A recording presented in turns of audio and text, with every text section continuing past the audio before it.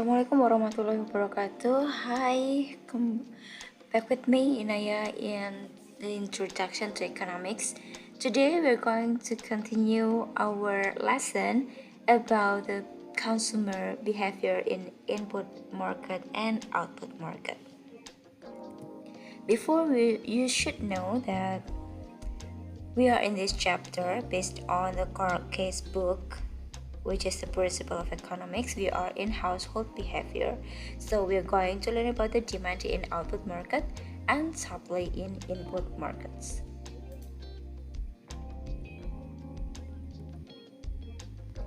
Okay, as you know, this is the circular flow diagram atau diagram alir ekonomi, which you have understood about it in the very first of our meetings.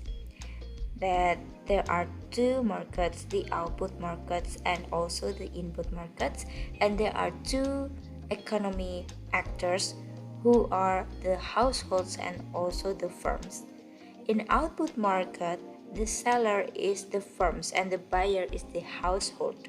But in the input market, the seller is the household and the buyer is the firms. Jadi di dalam diagram alir perekonomian ada dua jenis pasar, yaitu pasar output yang memperjualbelikan barang dan jasa dan pasar input yang memperjualbelikan atau menyediakan faktor produksi. Di pasar output yang menjadi penjual adalah perusahaan, yang menjadi pembeli adalah rumah tangga konsumen. Sedangkan di pasar input kebalikannya, yang menjadi penjual adalah rumah tangga konsumen dan yang menjadi pembelinya adalah rumah tangga produsen atau perusahaan. Sedangkan yang diperjualbelikan adalah faktor-faktor produksi yang terdiri dari 4, yaitu ada tanah atau sumber daya alam, sumber daya manusia atau tenaga kerja, modal, dan keahlian kewirausahaan. Next, the key assumption. We talk about the assumption in this chapter. A key assumption in the study of household and firm behavior is that all input and output markets are perfectly competitive. Jadi asumsi utama kalau kita mempelajari tentang perilaku konsumen dan produsen di pasar input maupun pasar output, asumsinya adalah pasar persaingan sempurna. Apa yang dimaksud dengan pasar persaingan sempurna? What is perfectly competitive market? Perfect competition is an industry structure in which there are many firms, each small relative to the industry, producing virtually identical or homogeneous products, and in which no firm is large enough to have any control over price. Jadi yang dimaksud dengan pasar persaingan sempurna adalah sebuah struktur industri di mana di sana itu terdapat banyak perusahaan yang masing-masing adalah perusahaan yang relatif kecil jika kita bandingkan dengan industrinya yang besar. Nah, masing-masing perusahaan ini memproduksi barang yang secara virtual itu terlihat sama. Dan tidak ada satu perusahaan pun yang cukup besar untuk bisa mengontrol harga di pasaran. Nah, asumsinya kalau kita belajar tentang consumer behavior or producer behavior, the assumption is the market is in perfectly competitive market. We also assume that households and firms possess all the information they need to make market choices. What is perfect knowledge? Perfect knowledge is the assumption that households possess a knowledge of the qualities and prices of everything available in the market, and that firms have all available information concerning wage rates, capital costs, and output prices. Asumsi kedua yang kita gunakan adalah bahwa pembeli maupun penjual itu memiliki pengetahuan yang sempurna tentang keadaan pasar. Pengetahuan yang sempurna ini meliputi, kalau untuk rumah tangga konsumen itu meliputi konsumen memiliki pengetahuan tentang kualitas dan harga barang dan jasa yang tersedia di pasar. Dan untuk produsen, mereka mengetahui dengan pasti mengenai rata-rata tingkat upah, kemudian biaya modal, dan biaya atau harga barang atau harga produknya. So the perfect knowledge is the second assumption that we use in this study. Now we talk about the household choice in output markets. Every household must make 3 basic decisions. Setiap rumah tangga konsumen itu harus memiliki atau harus membuat 3 keputusan utama. Apa itu 3 keputusan dasar? 3 keputusan dasar. The first one is how much of each product or output to demand. Berapa banyak barang atau produk atau output atau jasa yang harus dikonsumsi, yang harus diminta di pasar. The second one is how much labor to supply. Nah, yang nomor kedua adalah berapa banyak tenaga kerja yang bisa ditawarkan di pasar input. Jadi yang pertama ini berkaitan dengan pasar output, berapa barang yang harus dia beli. Dan yang nomor 2 berkaitan dengan pasar input, berapa sumber daya manusia yang bisa dia sediakan di pasar faktor produksi. And then the third one is how much to spend today and how much to save for the future. Jadi keputusan yang ketiga adalah berapa uang sih yang harus kita habiskan saat ini dan berapa yang harus kita tabung untuk keperluan di masa yang akan datang. This one, if you forgot the determinants of household demand, just in case you forgot about it, we need to review it. There are many factors that can affect the household of demand. There are price of the product, income, accumulated wealth, price of related products, taste and preferences, and the expectation about future income, wealth, and prices. Jika kalian lupa tentang faktor-faktor yang mempengaruhi permintaan, ini kita refresh dulu bahwa faktor-faktor yang mempengaruhi permintaan itu terdiri dari harga produk itu sendiri, kemudian pendapatan konsumen, kemudian juga akumulasi kekayaan dari konsumen, dan juga harga dari barang yang harga dari barang lain yang berhubungan dengan barang itu. Contohnya barang substitusinya atau barang komplementernya. Kemudian ada taste and preference, selera konsumen, dan ekspektasi terhadap pendapatan di masa yang akan datang, kesejahteraan di masa yang akan datang, dan harga di masa yang akan datang.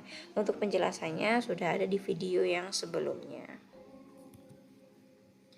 Akan tetapi ketika konsumen ingin mengonsumsi barang, mereka punya yang namanya the budget constraint atau batas anggaran. Jadi konsumen itu kan uangnya terbatas.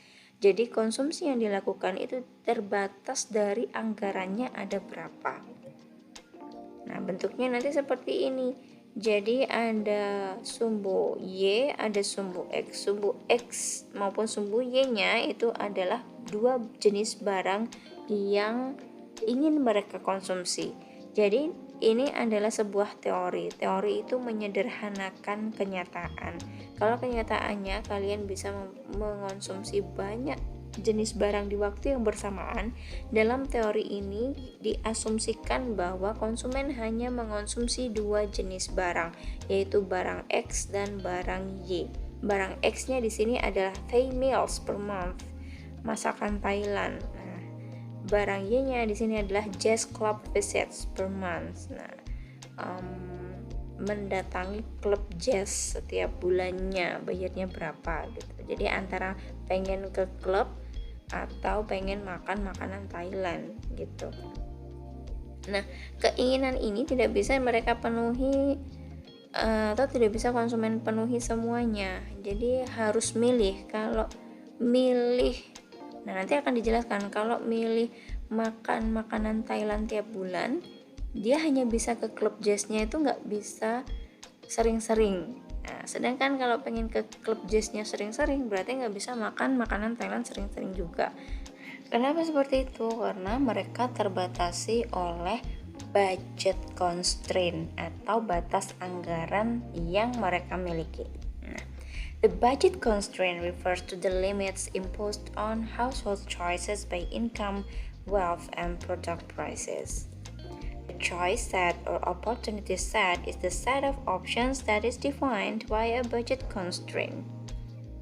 Jadi the budget constraint itu adalah batas dari pilihan rumah tangga konsumen. Nah, batasnya itu berupa apa? Berupa pendapatan yang dia miliki, kekayaan yang dia miliki, dan juga bisa juga dibatasi oleh harga produk yang ingin dia miliki. Nah, a choice set or opportunity set adalah satu set pilihan. Is the set of options, satu set pilihan yang bisa dicapai sesuai dengan anggaran budgetnya. Anggaran budget sesuai dengan batas anggarannya.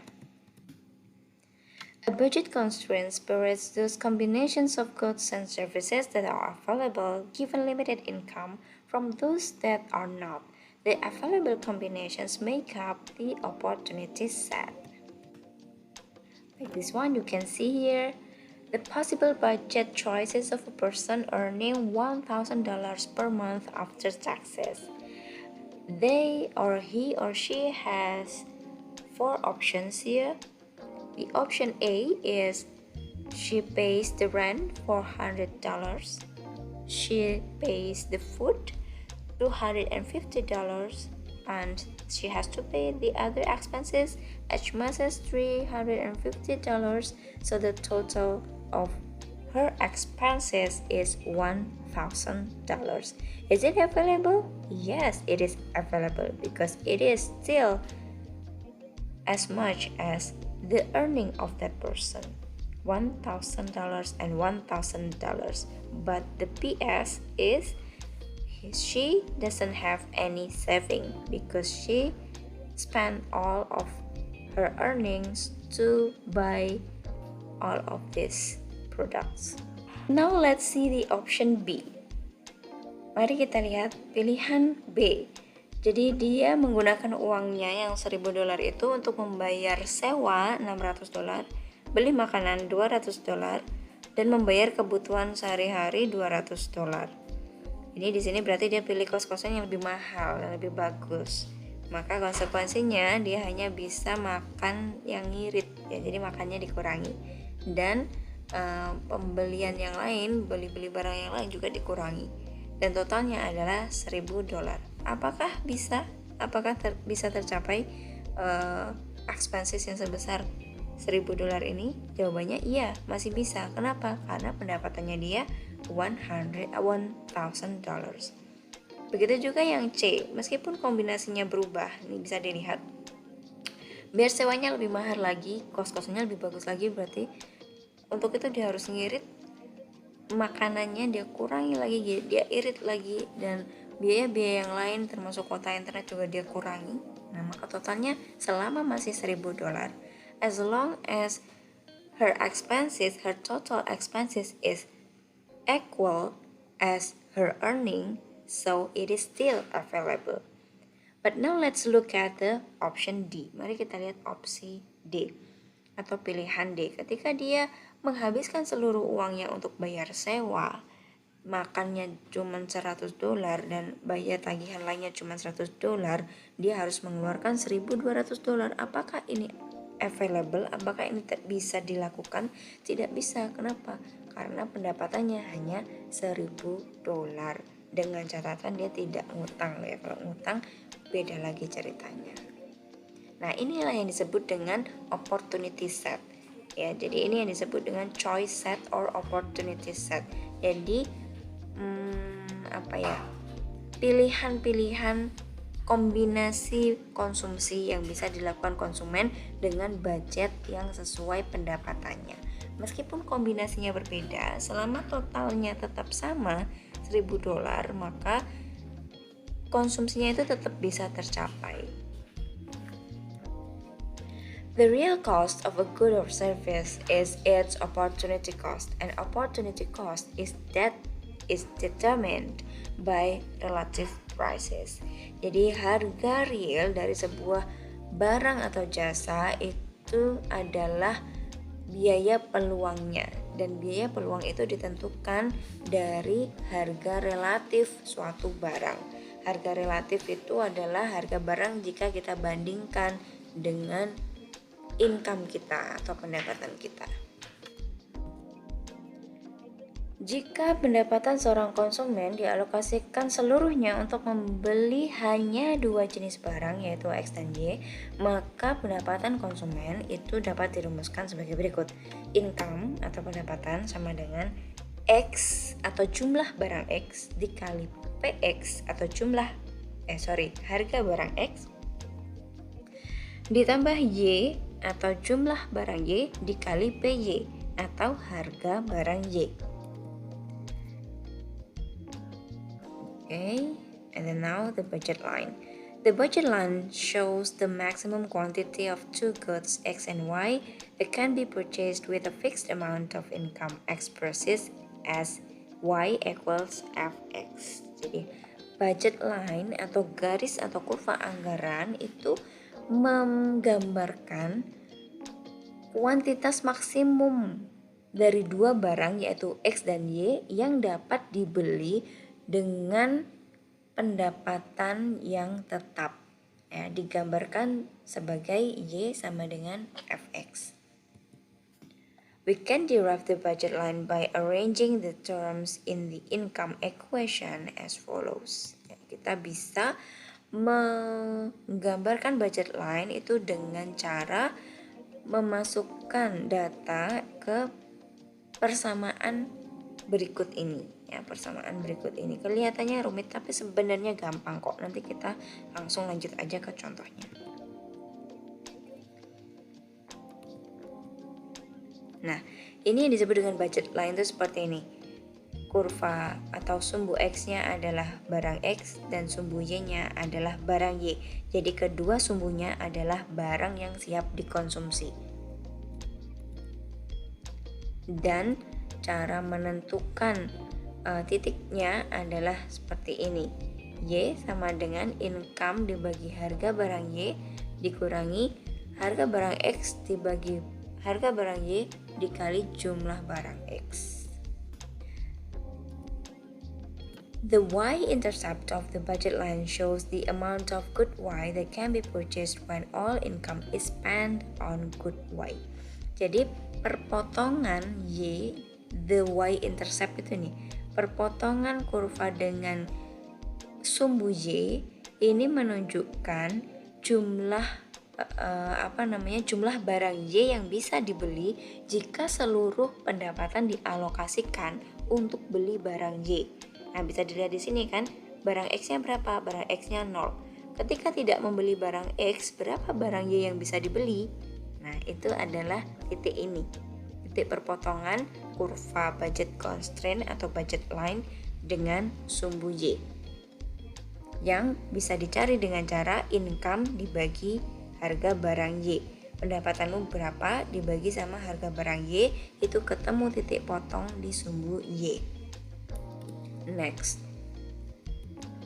the slope of the budget line equals the ratio of goods prices.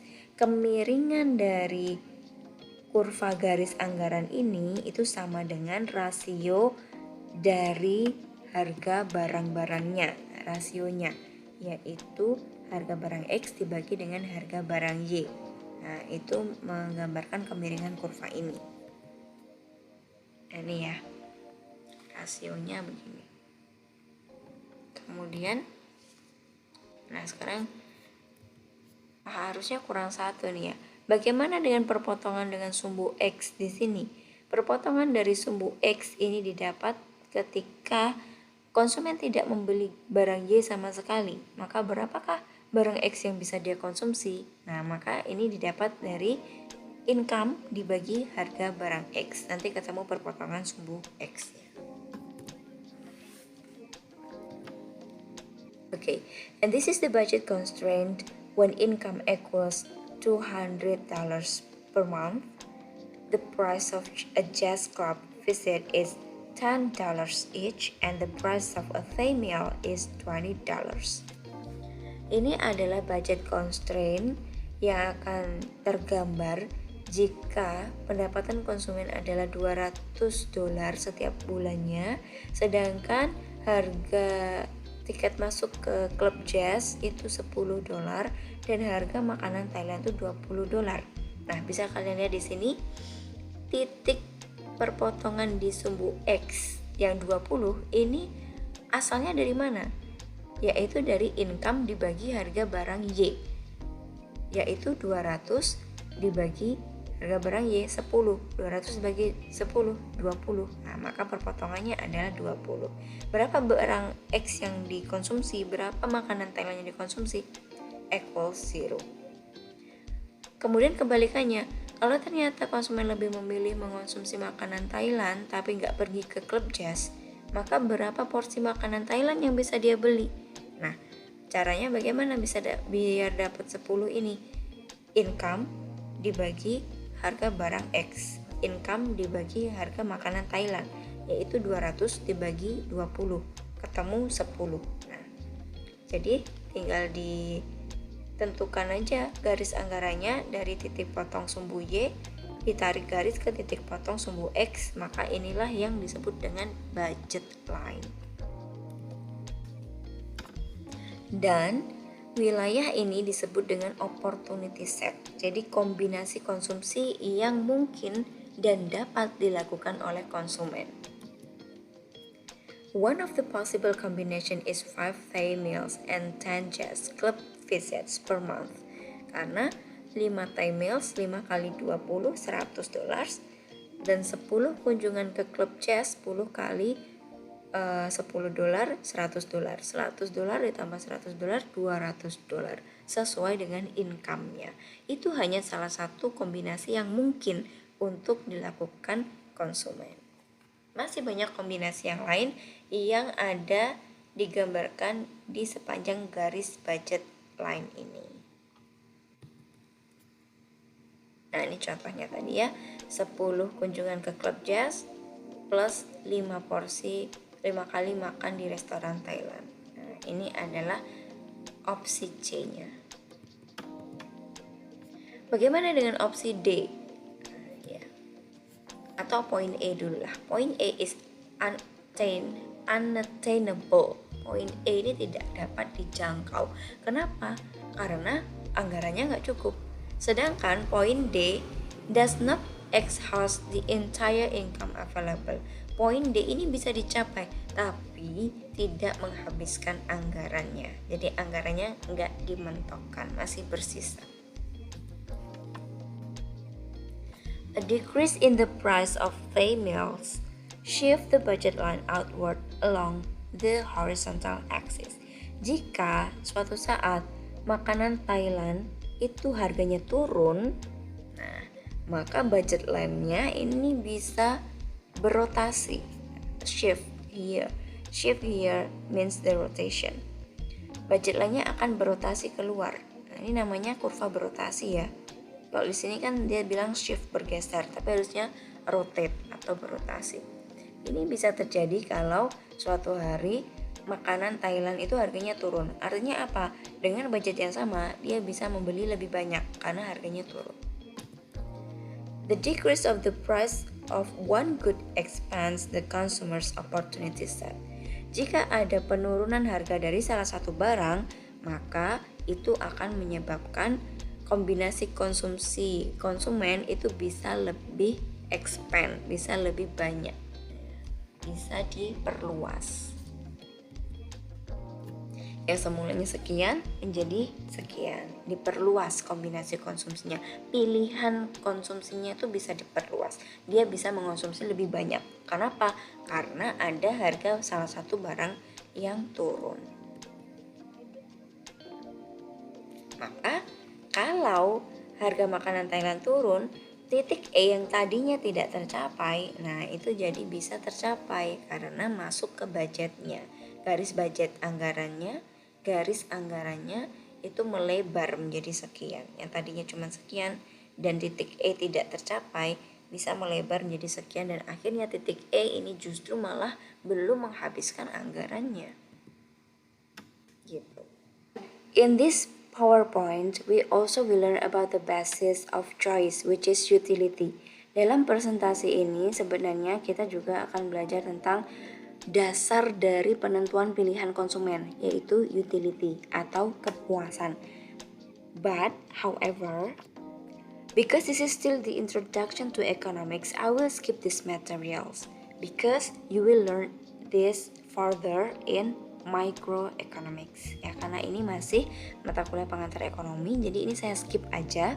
Nanti kalian akan mendapatkan materi ini di mikroekonomi ya. Kalau yang pendidikan akuntansi berarti dapat di mikroekonomi, kalau yang pendidikan koperasi berarti nanti dapat di mikroekonomi 1. Jadi untuk pengantar ini saya skip dulu karena cukup menyita waktu untuk menjelaskan tentang total utility, marginal utility, and so on and so forth. So I will skip this. The point is, you know about the budget constraint and how the consumer has to choose their consumption based on their income or total income, and also based on their budget constraint. Okay, I will skip this and we go to the income and substitution effect. Jadi efek pendapatan dan efek substitusi. Nah, apa itu? Price changes affect households in two ways. Jadi perubahan harga itu mempengaruhi rumah tangga konsumen dari dua sisi. Yang pertama adalah the income effect atau efek pendapatan, yaitu consumption changes because purchasing power changes. Tingkat konsumsi itu berubah karena ada perubahan daya beli konsumen.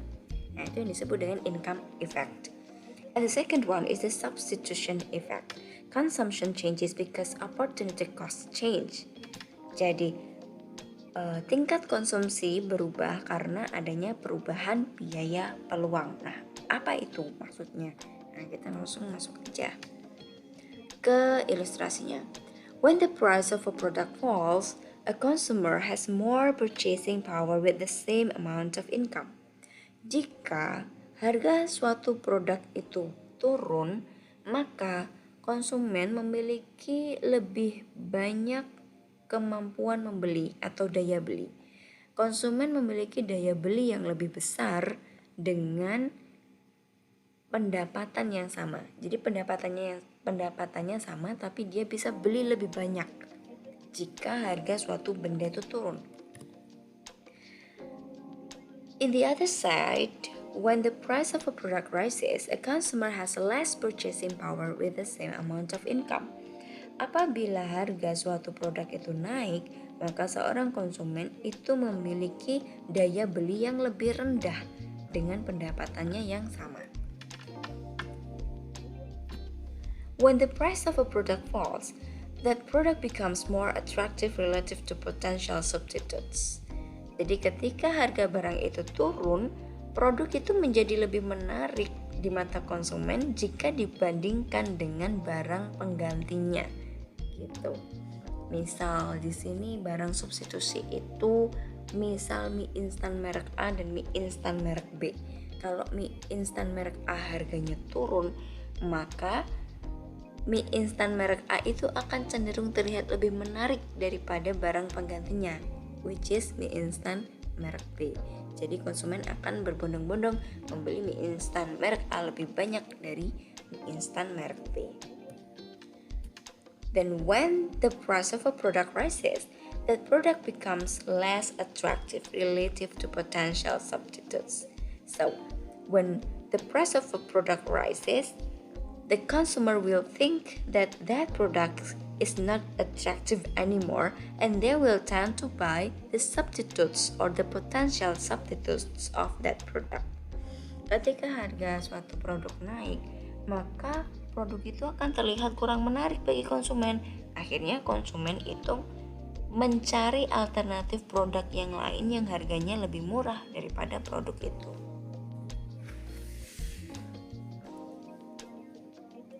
So, we can conclude it like this. Price of goods or services. If the prices falls, then the household is better off. And the income effect happens and the household will buy more. When the price falls too, the opportunity cost of the good falls. It leads to the substitution effect and the household also will buy more. Jadi ketika harga turun, rumah tangga itu, keadaan suatu rumah tangga itu akan menjadi lebih baik. Kenapa? Karena ada income effect, ada efek pendapatan. Dia bisa membeli lebih banyak barang hanya dengan income yang sama. Jadi rumah tangga konsumen itu akan membeli lebih banyak barang. Dan juga ketika harga suatu barang itu turun, maka biaya peluang dari suatu barang itu ikut turun. Yang mana menimbulkan efek pengganti. Efek pengganti ya, artinya konsumen akan lebih tertarik terhadap barang itu dibandingkan dengan barang lain yang dulunya dipakai untuk menggantikan barang itu. Maka hasilnya apa? Rumah tangga konsumen akan membeli barang yang harganya turun itu lebih banyak. Sekarang kebalikannya, the opposite of it.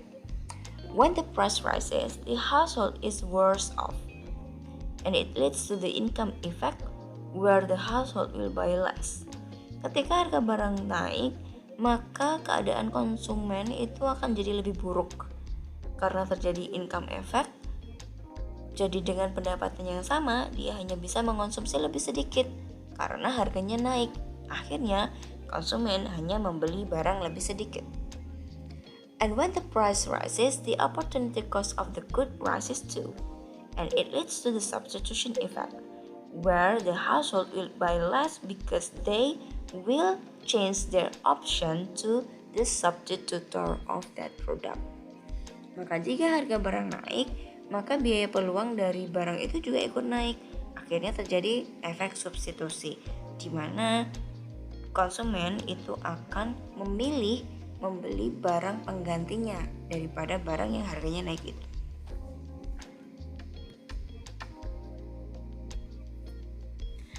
Next is about the consumer surplus, but I have explained it to you last week, so I will skip it.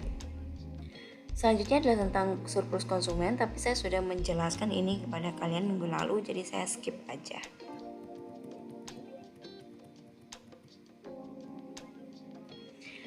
Next is the diamond or water paradox. The diamond or water paradox states that the things with the greatest value in use frequently have little or no value in exchange. And the things with the greatest value in exchange frequently have little or no value in use. Jadi ada yang disebut dengan paradok berlian atau paradok air. Apa itu maksudnya? Kadang di dunia ini barang yang punya manfaat yang sangat banyak, manfaat yang sangat luar biasa, yang sangat sering kita gunakan, justru itu tidak ada harganya dalam suatu pertukaran atau harganya murah. Sedangkan barang yang memiliki harga yang mahal, have the greatest value in exchange, berarti harganya mahal, itu terkadang itu nggak punya fungsi yang jelas. Nah, contohnya apa? Kenapa ini disebut paradoks berlian atau paradoks air? Nomor satu ini adalah paradoks air. Jadi air itu kan penting sekali dalam kehidupan manusia, dan kita sangat sering atau bahkan setiap hari kita mengonsumsi air. Tapi lihat sendiri harga air kan murah dan sangat terjangkau di lingkungan yang normal ya. Kita tidak bicarakan ketika suatu tempat mengalami krisis air loh ya, kita tidak bicarakan itu. Di lingkungan kita sehari-hari biaya air terjangkau sekali, padahal air itu sangat penting bagi kehidupan kita. Paradoksnya adalah berlian. Yang nomor 2 ini berlian, diamond. Diamond itu sebenarnya fungsinya apa sih? Tanpa diamond pun kalian bisa hidup. Kalian nggak pakai perhiasan pun tetap bisa bernafas. Tapi kenapa sih harga diamond itu mahal? Harga berlian itu mahal. Padahal gunanya, kenapa sih harga berlian atau diamond itu mahal? have the greatest value in exchange. Harganya mahal, padahal dia tuh nggak ada. Sebenarnya itu kita hidup tanpa berlian itu pun bisa. Kita bisa makan tanpa berlian, kita bisa bernafas tanpa berlian, tapi kenapa barangnya mahal? Nah, inilah yang disebut dengan paradoks nilai, atau disebut juga dengan paradoks berlian atau paradoks air. Kadang barang yang sangat penting itu harganya justru murah atau malah gak ada harganya. Seperti udara bebas ini kan gak ada harganya, padahal kita hirup setiap saat. Dan barang yang gak ada fungsinya, gak ada faedahnya, itu ternyata harinya mahal. Nah, maka disebut dengan paradoks, dan itu terjadi di dunia ini ya. Kalian sering banyak lihat di dunia ini banyak paradoks nilai terjadi.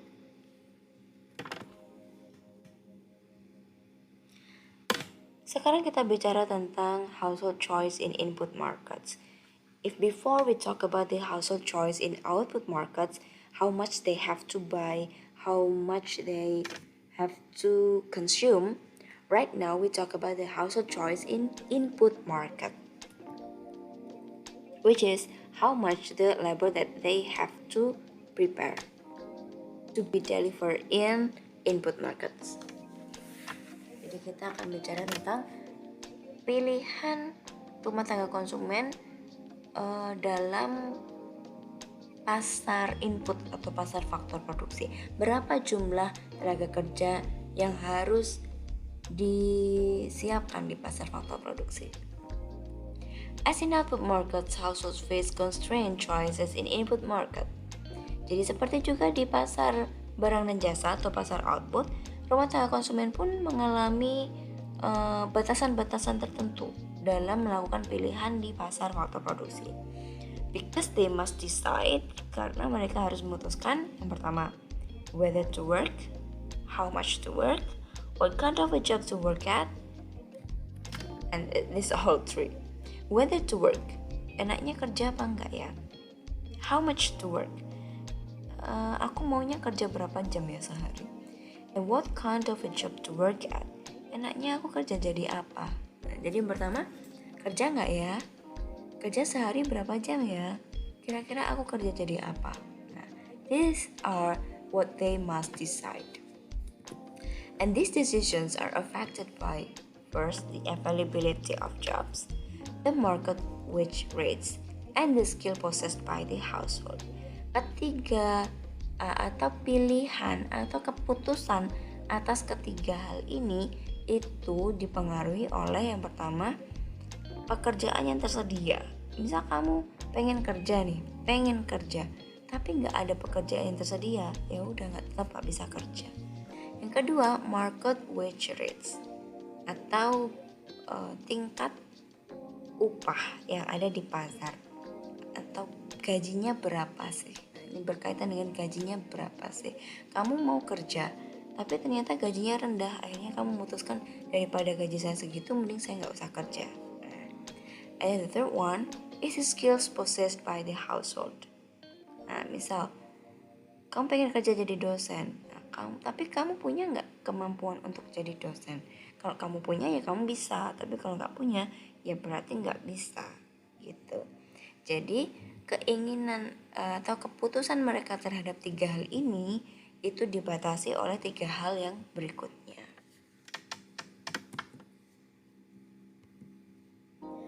The wage rate can be thought of as the price or the opportunity cost of the benefits of either unpaid work or leisure.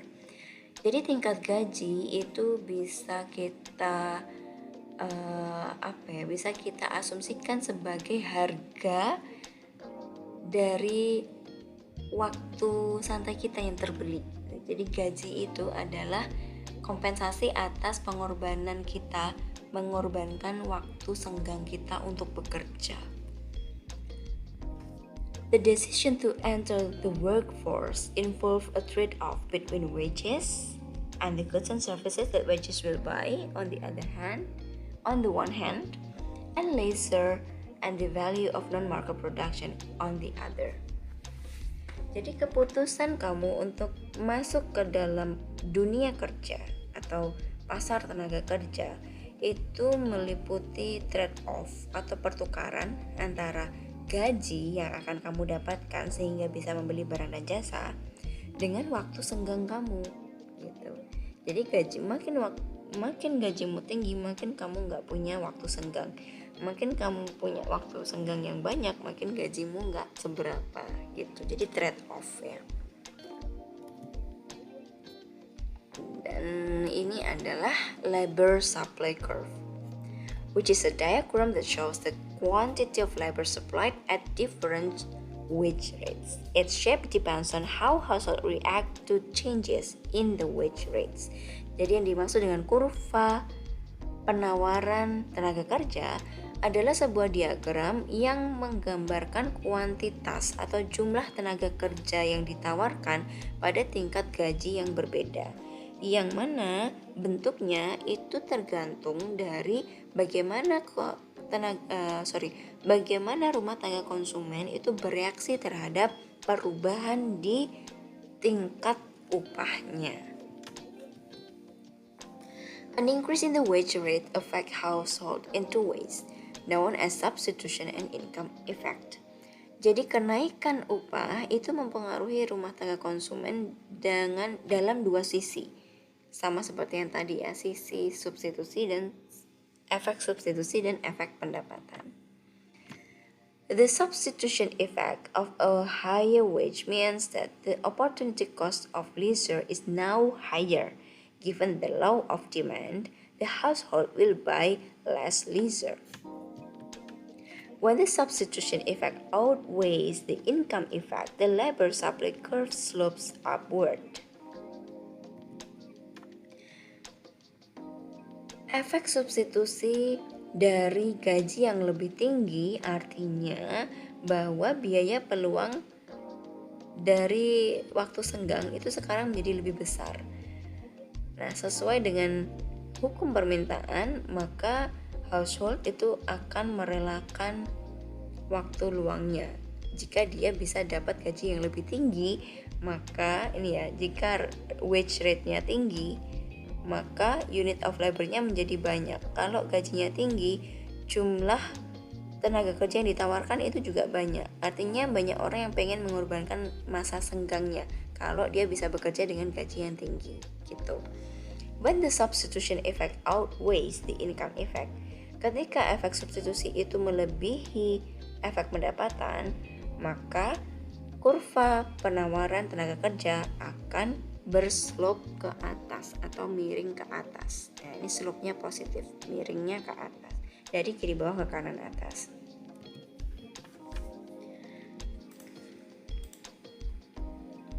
Maka ketika efek pendapatan itu melebihi dari efek substitusinya, efek pendapatan melebihi efek substitusi, maka hasilnya adalah kurvanya justru berbentuk seperti ini, menurun.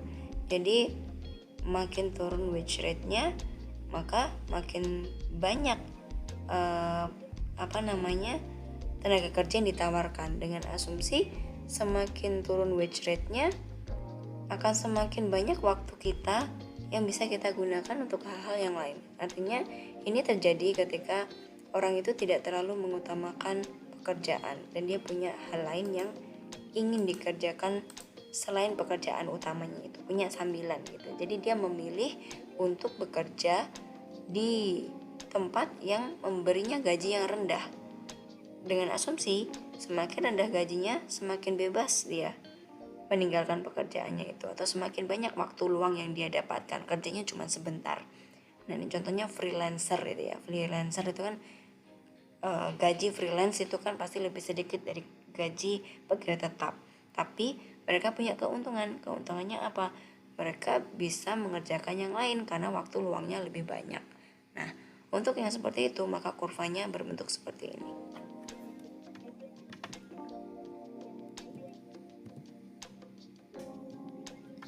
Now we talk about the saving and borrowing, present versus future consumption. Household can use present income to finance future spending, or they can use future funds to finance present spending.